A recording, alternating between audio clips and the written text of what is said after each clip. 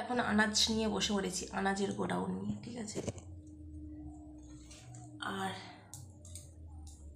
ফোনটাকে রেখেছি একদম সুন্দরভাবে গুছিয়ে।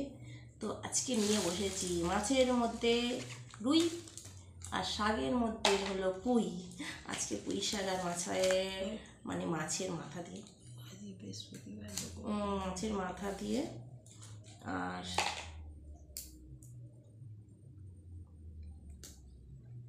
কুমড়ো শাক দিয়ে হবে, ঠিক আছে। আর কি বলতো, পটল ভাজি আর বরবটি আছে, তরকারি হবে। তো ছেলে গেছে এখন স্কুলে আর আমি এখন শাক কাটতে বসেছি।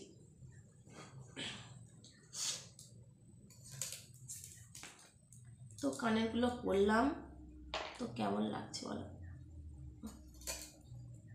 তো যাই হোক, যে কোনো জিনিস একটু গুছিয়ে যদি পরতে পারো, সেটা শাড়ি হোক বা যে কোনো পোশাক আশাকই হোক, তো একটু সুন্দর লাগে নিজেকে, তাই না।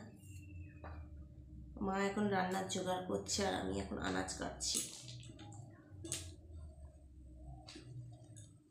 তো চলো বাই।